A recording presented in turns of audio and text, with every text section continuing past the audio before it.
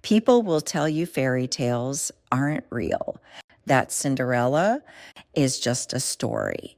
But I'm here to tell you something different. My family knows what happened after Happily Ever After. We know about Cinderella's daughter. Her life is more wondrous than those series we binge through weekends, more enchanting than any bestseller we devour in one sitting or that movie we count down to see. It's the kind of story that doesn't need our ticket nor our attention to be remarkable, but draws in those who are lucky enough to meet magic in human form. She is my Aunt Laura. My Grandma Grace was born in 1895, a Kentucky Cinderella whose mother, Laura Jackson, died of tuberculosis when Grace was only 8. Her father remarried a woman who banished Grace and her siblings to the kitchen to eat and to work the fields instead of attending school. Even though her mother was gone, love endures, love finds a way. And as my cousin Janet has reminded me several times when I needed to hear it most, love is the strongest emotion. Love always wins.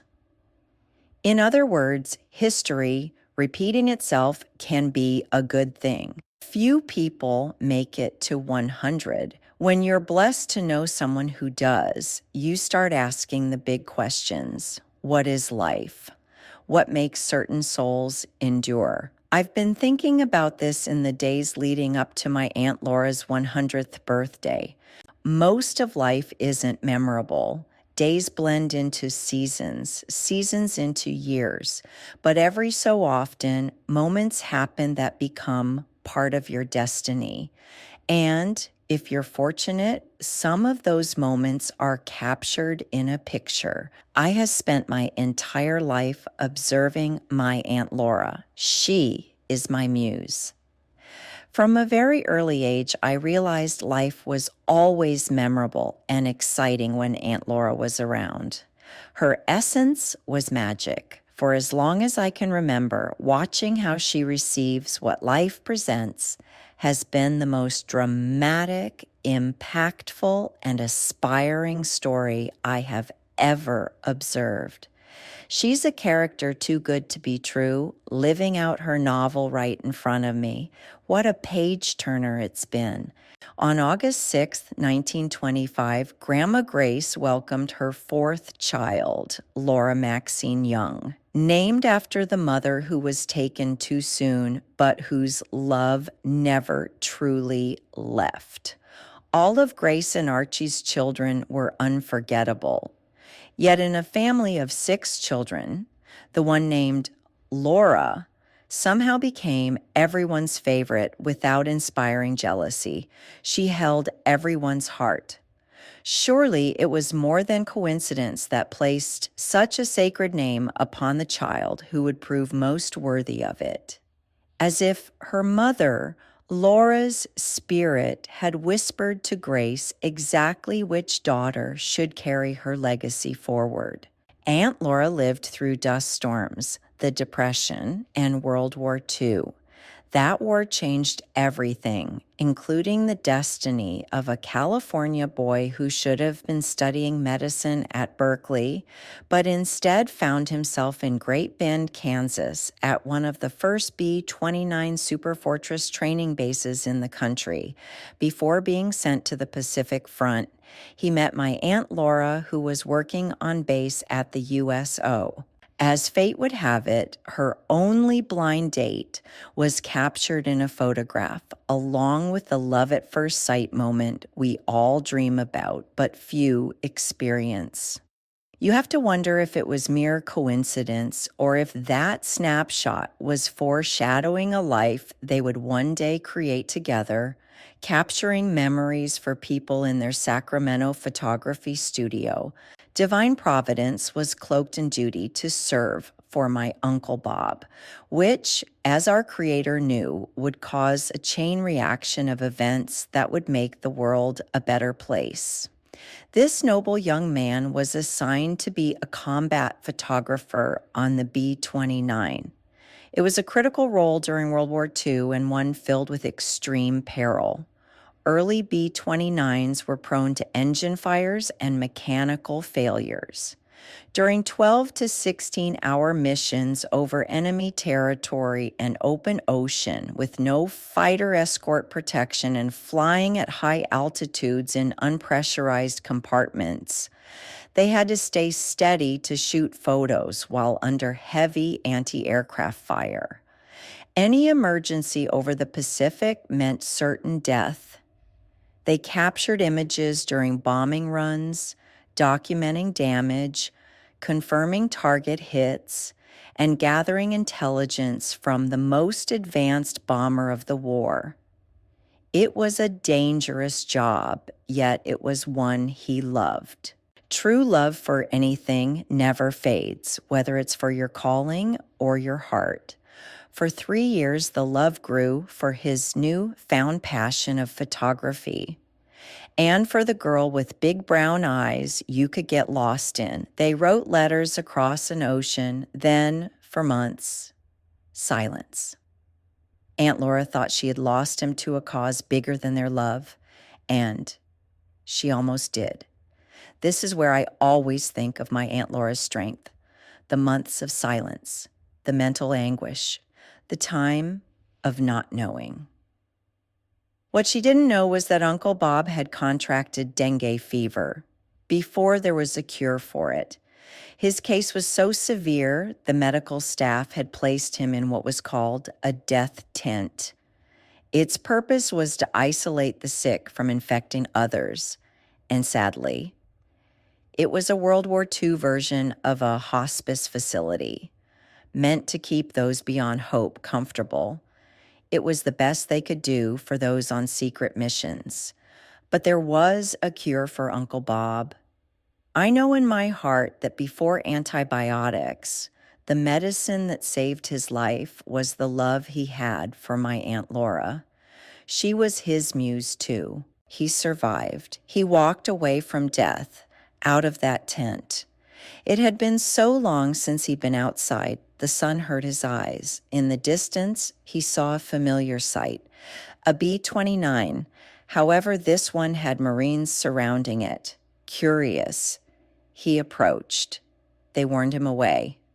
One step closer and they'd shoot.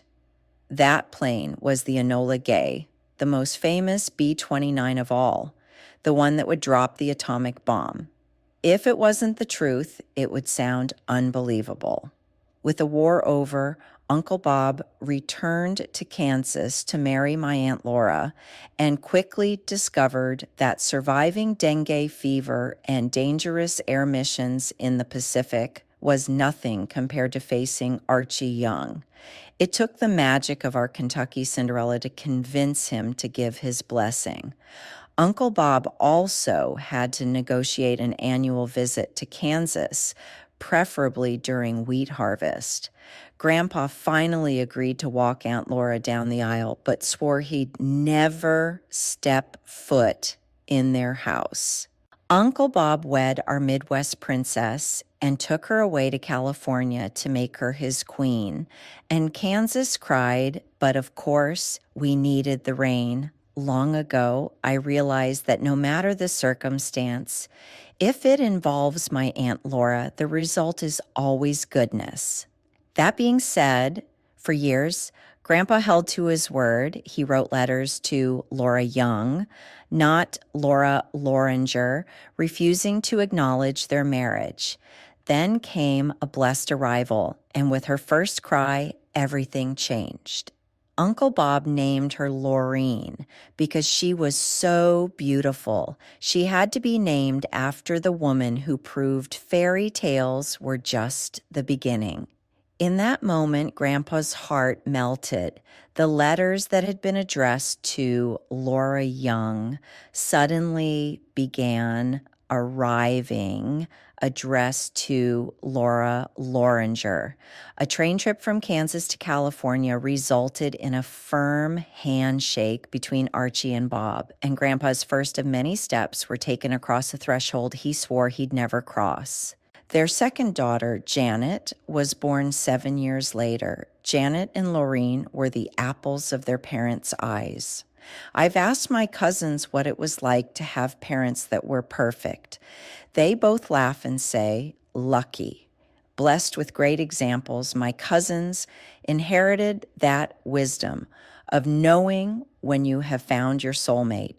Two amazing men, Mike and Steve, captured the hearts of my cousins, and their unions blessed Aunt Laura and Uncle Bob with the most photographed grandchildren on earth. Ryan, Nicholas, Stephen, Daniel, and Laura, who now have families of their own. When soulmates marry, apparently it becomes a family tradition.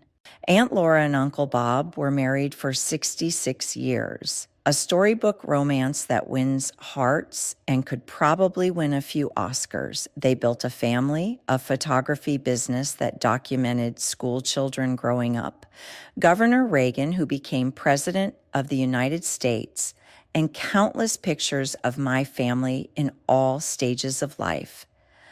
Aunt Laura did beautiful hand oiling, a popular movement of the 1970s, not only of current pictures, but of pictures taken long ago of our ancestors. I've told her that she has made our family famous on Ancestry.com. But of all of the moments they captured on film, I think Loranger Studios was most famous for their wedding photography. There's something about two soulmates documenting the beginning of a love story. When I was a little girl, I always felt if Uncle Bob and Aunt Laura were your wedding photographers, the carriage was never going to turn into a pumpkin for those couples. They took most of my cousins' pictures, and now that I'm older, I can confirm their magic worked. If Aunt Laura and Uncle Bob were your wedding photographers, you saved yourself a fortune in legal fees. After he passed away, I asked Aunt Laura how she kept going without Uncle Bob and managed to be so happy doing it. She just smiled and looked at me and said, "Well, Julia, I just love life." When we watch family videos together, she always says the same thing, and I never get tired of hearing it. "Oh, Julia, I had a wonderful husband, and I've had a wonderful life." She is always happy when she says it. This is a woman with no regrets. If humans followed our hearts like Aunt Laura and Uncle Bob did, I think regret would be extinct, and so would divorce. At 100 years old, Aunt Laura's proof that some stories are too beautiful to end. There are some humans that sparkle in the sunshine and glow in the dark. They make a trip to the moon out of a walk in the park. And when you tell them your stories, you always feel seen and heard. They make you feel safe and loved without a single word. They are the color of beautiful that you would still see if you were blind. They are the sort of wonderful that stands out from all the rest. And if you have one in your life, be thankful and know that you are blessed.